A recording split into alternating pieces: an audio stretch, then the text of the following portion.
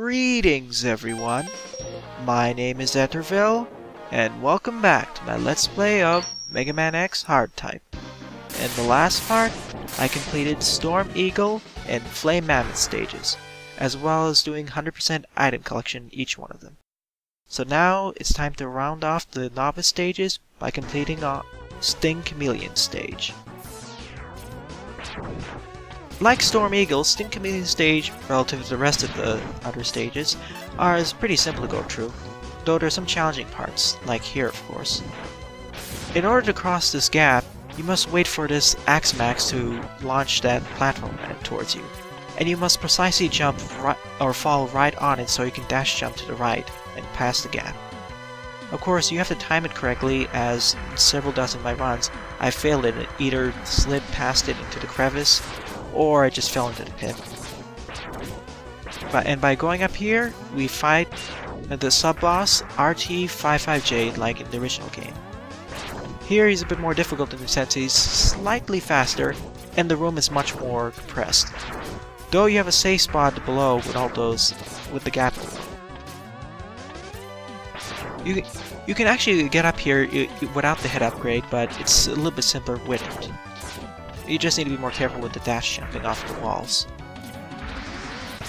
The same strategies from the original RT55J fight apply.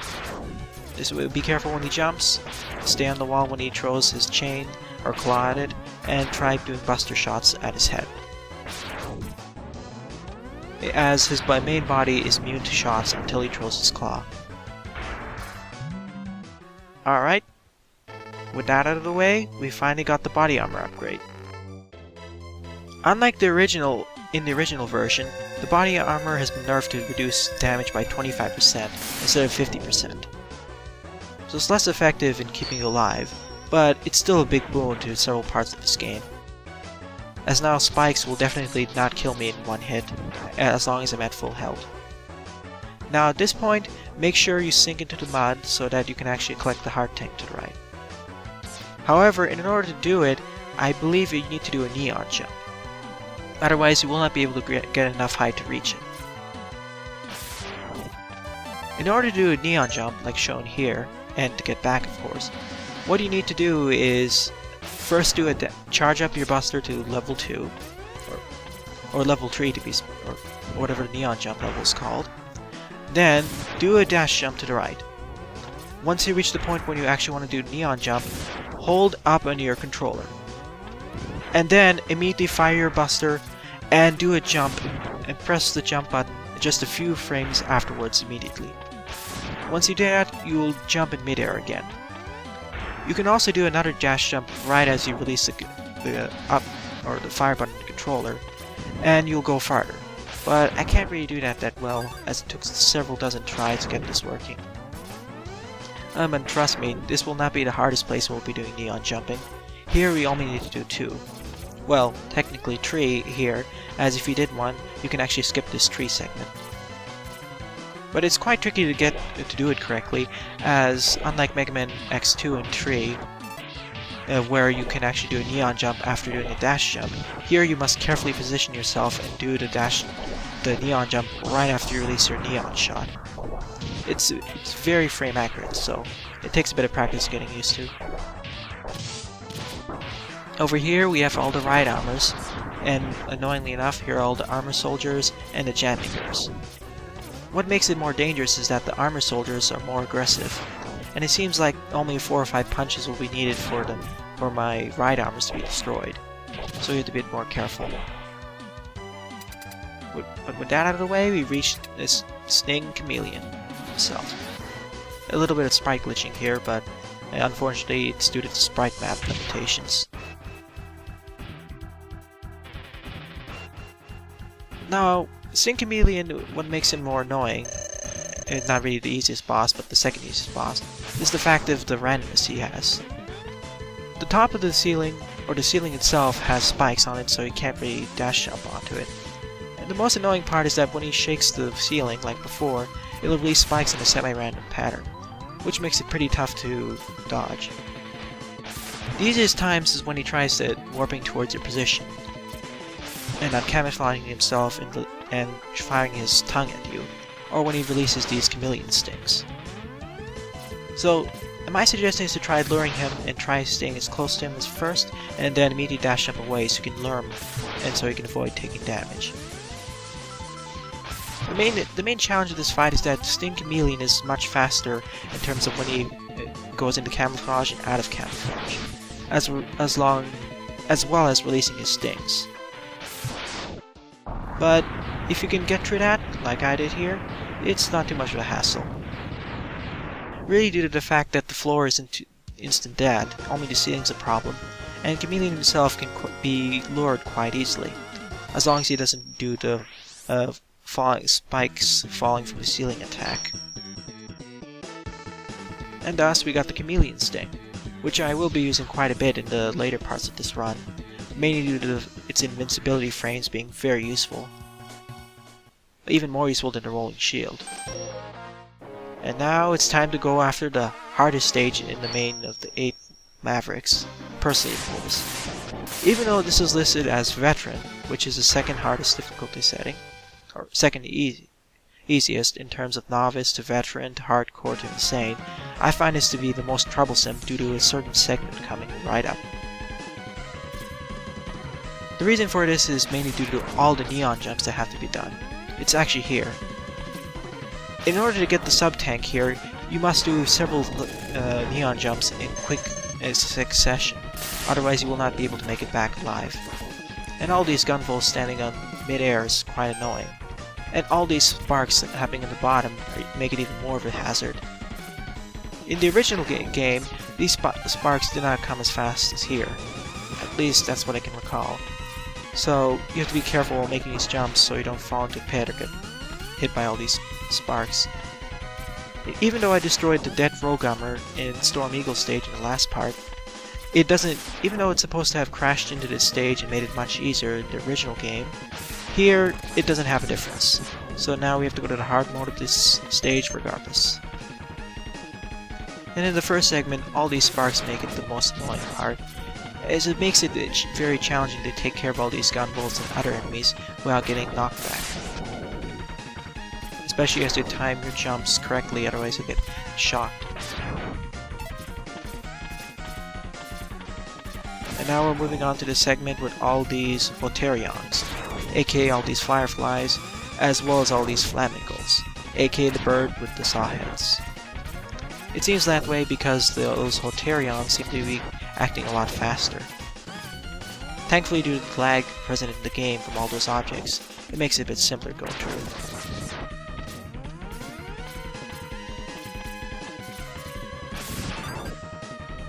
And the upgraded Buster Shot makes it really helpful when taking this on. Ah, here's Thunder Slimer, which I'll be cheesing by using my upgraded Storm Tornado, and then smashing the fire button as much as possible to destroy it. He's quite more of a hassle in this run due to his higher speed, but it's quite easy to take care of if you just use your special weapons. Here's the segment where it gets a little bit more annoying, in the sense that we have all these turn cannons and rush mortars. As long as you have a charge shot built in, or charged up, it shouldn't be too much of a problem. As especially with the neon shots, it fires back a bit so it'll destroy those turn cannons in one hit.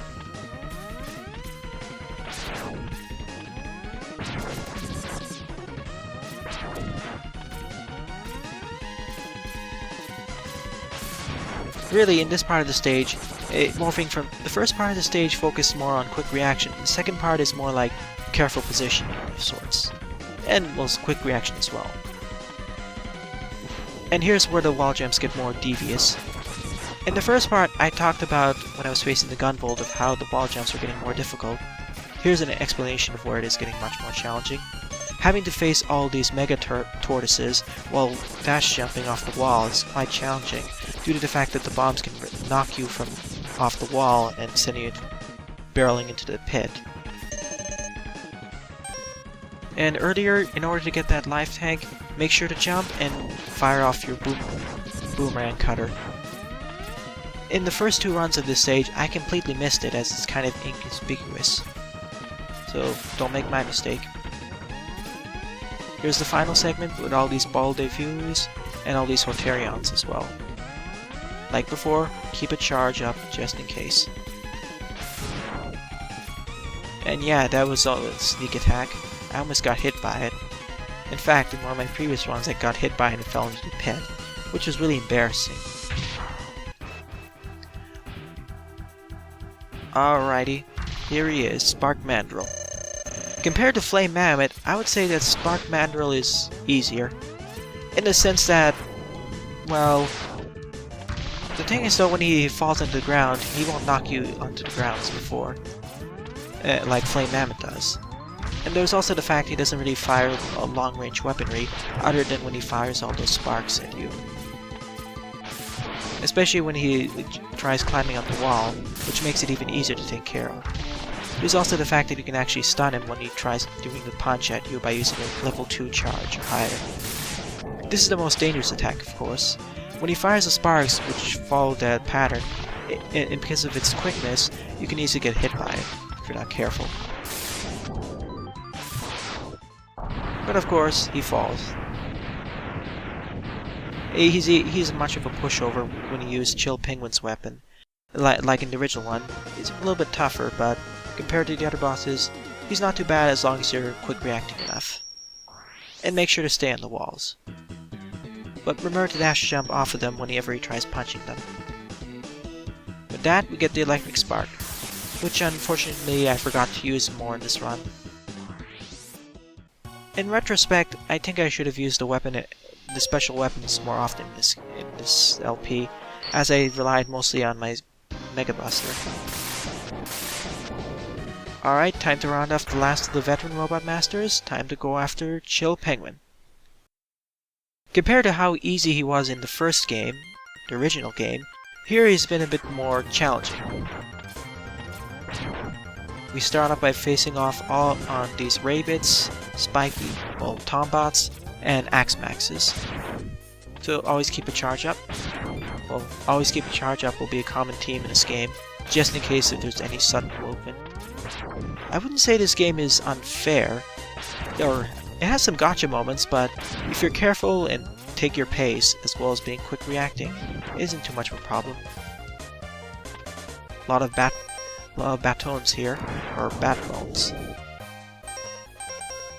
So I decided to skip it by using the Chameleon Sting. In comparison to Spark Mandrill stage, which I went through, this is much easier to go through. Even though they're both listed as veteran, I feel like the Spark Mandrill stage, due to their neon jumps, was much more of an insane difficulty due to all the retakes. Here, due to the lack of the neon jumps and relatively straightforward stage design, I say this is a relatively nice veteran stage. In fact, I suggest this is the third stage you should go through, considering the nice weapon, the life energy pickup you can get here.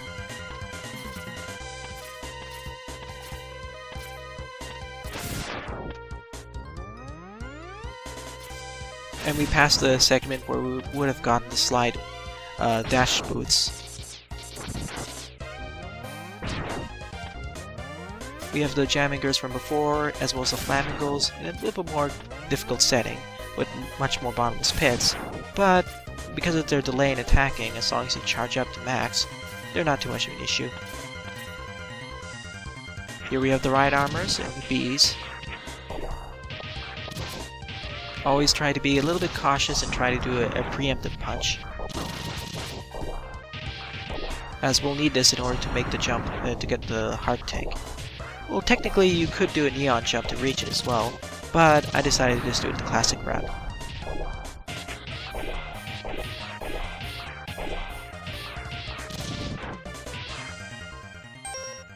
To reach the heart tank on the left, in order to do that, basically do a dash jump with the right armor, jump off, and then use one of your special weapons to destroy this beehive. And here we have it. In fact, a funny glitch occurred when I was doing this part of the run, which forced me to replay this stage, not shown here of course. But by taking that last weapon pickup, the game kind of glitched, so I had 4 sub-tanks when I really should have had Turd. I realized it when I went to Armadillo stage in the next part, and where I realized that I had 4 glitched sub-tanks. Well, 3 proper sub-tanks and 1 glitched sub-tank. So I ended up having to repeat the stage and avoid doing that. It's kind of an odd glitch, but considering this hack is kind of in beta, I kind of expect it. Kind of annoying though. Alright, I made it past all those snow shooters and time to face after Chill Penguin. What makes Chill Penguin more difficult is not really his AI, it's mostly the same from my experiences. It's the fact that the room has 4 bottomless pits, 2 in the middle, 2 on one on the left, 1 on the right, and the spikes on the top left and top right of the screen.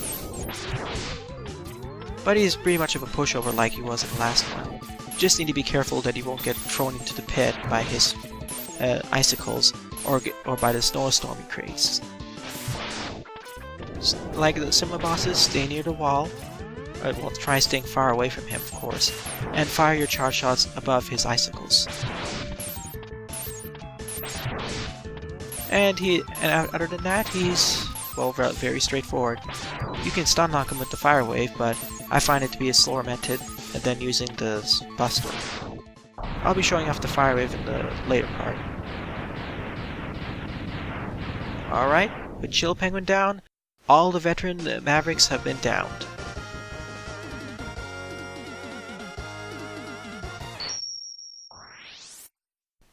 And unlike several other special weapons, I barely used the shotgun ice other than for weakness orders. Alrighty, to summarize it all up, I defeated Sting Chameleon, Spark Mandrill, and Chill Penguin. In the next part, I'll be going after the last 2 Mavericks left over and do the final item collection. Thanks for watching, viewers, and have a nice day. Toodles!